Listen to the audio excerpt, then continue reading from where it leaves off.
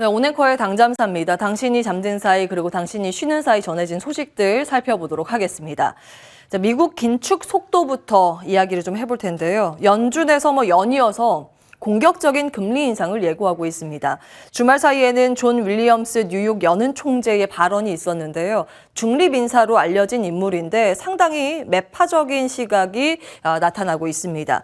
인플레이션 대처를 위해서 금리 인상에 적극적으로 나가야 한다는 기조를 밝혔습니다. 이제 50bp 인상도 언급을 했는데요. 50bp를 못 박은 건 아니고 필요에 따라 이 경기 상황을 보면서 필요하다면 빅스텝 할 수도 있다 이런 발언을 했습니다.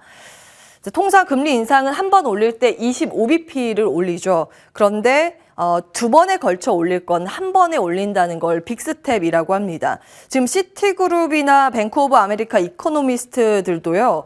연준의 금리 인사 전망을 계속해서 높여잡고 있습니다. 특히 시티에서는 연준이 앞으로 4번 연속 빅스텝을 할 거라고 언급도 하고 있습니다. 결국 금리를 강하게 올릴 테니 시장 미리 좀 대비를 해라라고 이제 예고를 하고 있는 것으로 볼 수 있겠습니다. 인플레이션을 잡기 위한 움직임이죠. 일종의 인플레이션에 베팅하는 세력들에게도 예고하는 역할을 할 겁니다. 이 영향에 금리가 추가적으로 올랐습니다. 미국의 2년물 국채금리는 이제 2.3% 가까이, 10년물 국채금리는 2.5% 가까이 올라간 상황입니다. 상당히 부담스러운 수치입니다만 그나마 다행스러운 점은 이런 긴축 우려에도 불구하고 크레딧 스프레드가 안정화되고 있다는 점입니다. 다음 보겠습니다. 이건 사실 이제 심리적인 부분의 영향이 큰데요. 초록색 라인이 투자 등급이고 검은색 선이 투기 등급입니다. 올라가는 부담스러운 흐름을 보이다가 최근 들어서 둘 다 하락으로 방향을 다시 잡은 모습입니다. 금리 인상으로 유동성 환경이 위축되는 건 사실이지만 다른 요인이 시장을 받쳐주고 있다는 의미로도 볼 수 있겠습니다. 또한 3월 FOMC가 끝나고 긴축에 대한 불확실성은 어느 정도 거쳐 있다는 목소리가 높은 상황이죠. 다음 FOMC 회의는 5월 초에 열리는데요. 일단 그 전까지는 물가 관련된 지표나 고용 지표에 시장은 보다 주목할 것으로 보입니다. 다음 보시죠. 자, 또 다른 변수가 이제 유가인데요. 유가가 올라가면 물가 부담으로 연결되는 최근 분위기죠. 특히 우리나라는 원유 수입의 비중이 많기 때문에 특히 취약한 부분이 있습니다. 그래서 계속 보셔야 되는데 전거래일에 유가 선물이 또 올랐습니다. 사우디 석유시설에 예멘 반군 공격이 있었다는 보도의 영향으로 WTI, 브렌트유 모두 1.4%씩 올랐습니다. 주간 단위로 보면요. 지난주에 이 서부 텍사스산 원유는 10.5% 올랐고요. 브렌트유는 12%가량 올랐습니다. 최근 이슈는 계속 반복됩니다. 유가가 오르면 우크라이나 이야기가 나오고 유가가 내리면 이란 이슈로 분석이 되고 있습니다. 이제 유가 문제도 있고 금리 인상 문제도 있지만 이제 시장은 어느 정도 내성이 생긴 건지 증시의 반응은 차분하게 연출됐습니다. 다음 보시죠. 주말 미증시 마감 상황 위에 좀 정리가 돼 있는데요. 3대 지수 혼조 마감이었습니다. 이제 긴축 우려 때문에 성장주가 같이 연결이 돼 있죠. 그래서 이제 나스닥 지수가 약간 밀리면서 마감이 됐습니다만 전반적으로 보면 잘 버텨내는 움직임이었습니다.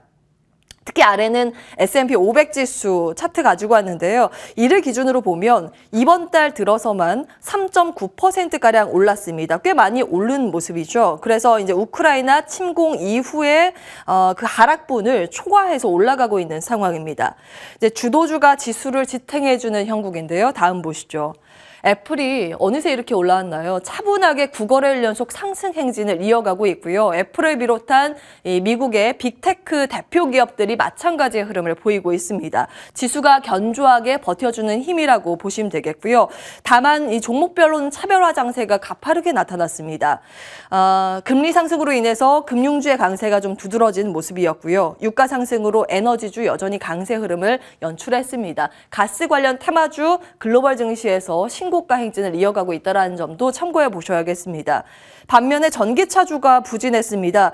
중국의 니오 영향 때문인데요. 니오 실적 발표가 있었습니다. 그 전에 실적은 괜찮았는데 앞으로의 실적이 좀 안 좋게 나올 거라는 가이던스가 좀 부진하게 발표가 되면서 그 영향으로 니오가 급락했고 관련 완성차 테슬라까지 하락세를 시현하는 부분 눈에 띄었습니다.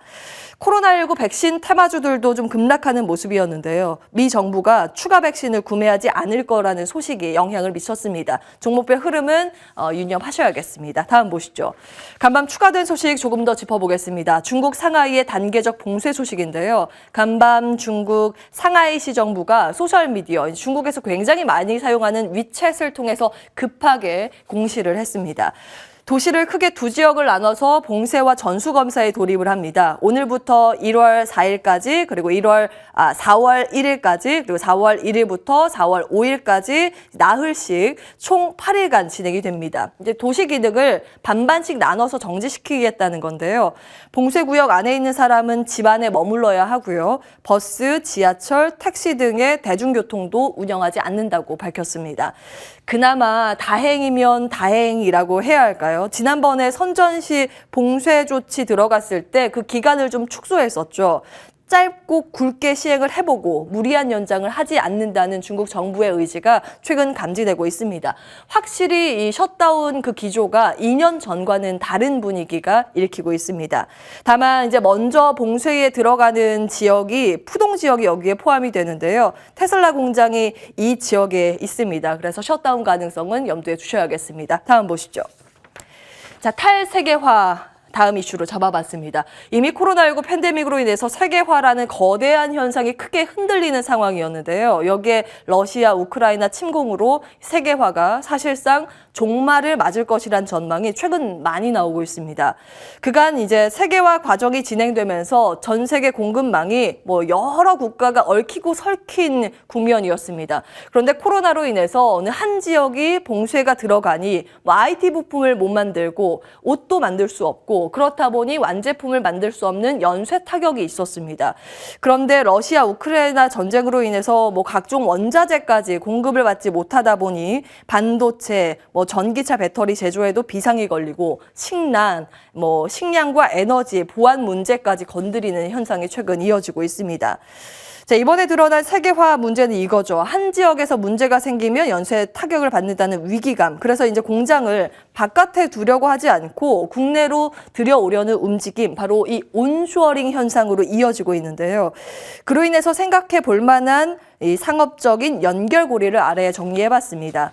당장 유럽은 러시아 에너지 의존도가 한 40~50%에 달하는 상황인데 이를 위해서 대체적인 에너지를 물색하고 있는 국면입니다. 그리고 비료, 종자, 기계를 포함한 농산물의 온쇼어링도 지금 논의가 가속화되고 있는 상황이고요.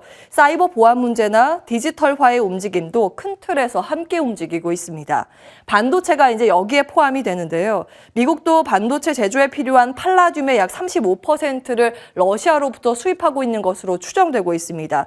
이제 대체 공급원을 찾지 못할 경우 반도체 칩 생산에 이제 부족에 시달릴 가능성이 있기 때문에 반도체에 비상이 걸린 상황입니다. 조금 더 보겠습니다. 다음 보시죠. 지난주 당잠사에서 언급해드린 내용인데요. 이제 엔비디아가 기존에는 대만의 TSMC나 우리나라 삼성전자 쪽에서 반도체 제품을 공급받아서 쓰고 있었는데 이걸 인텔 쪽으로 좀 확장시켜서 추가로 여기와 좀 논의할 계획이 있다라고 인텔 CEO 쪽에서, 엔비디아 CEO 쪽에서 밝힌 바가 있습니다.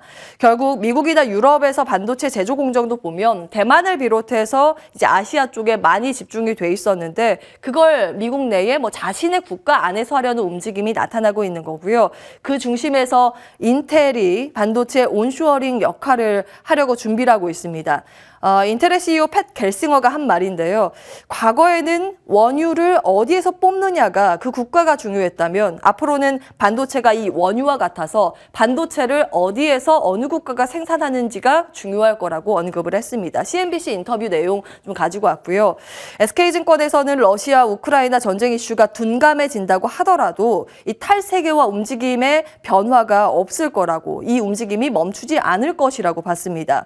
미국과 중국의 반도체 패권 다툼이 이어지면서 특히 정부 정책의 지원법도 지금 활성화되고 있는 상황이고요. 인텔도 유럽에 투자하고 있는 움직임이 나타나고 있습니다. 다음 보시죠.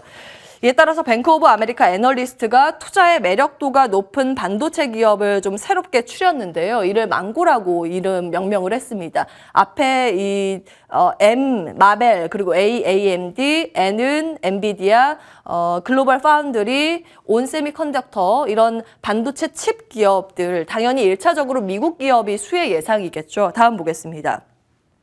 삼성전자는 사실 좀 부담일 수 있겠습니다만 삼성전자는 지금 미국 쪽에 또 공장 투자하고 있기 때문에 미국 정부의 지원을 어느 정도 받느냐가 좀 중요할 것 같고요. 국내에서는 그보다는 소부장 쪽에 주목을 해야 된다라는 목소리가 나오고 있습니다. 이것도 지난주에 정리해드렸던 내용인데 신한금투의 보고서 내용입니다. 쭉 다시 한번 보시고요.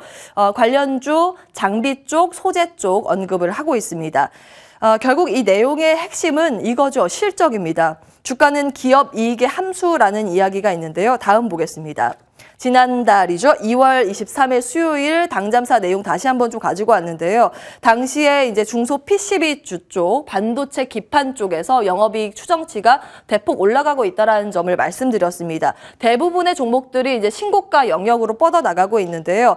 다만 최근 2022년 이 영업이익 추정치 변경된 걸 계속 확인을 하고 있는데요. 주간 단위로 보면 삼성전기 같은 기판의 대장주들은 오히려 실적 추정치가 내려가고 있고 이 나머지 심택이나 대덕전자, 중소형 땅에서 영업이익 추정치가 올라가고 있는 현상이 나타나고 있습니다. 같은 섹터라도 종목별 이익 전망치의 차별화가 나타나고 있다는 점은 계속 체크해 보셔야겠습니다. 온앵커의 당잠사였습니다.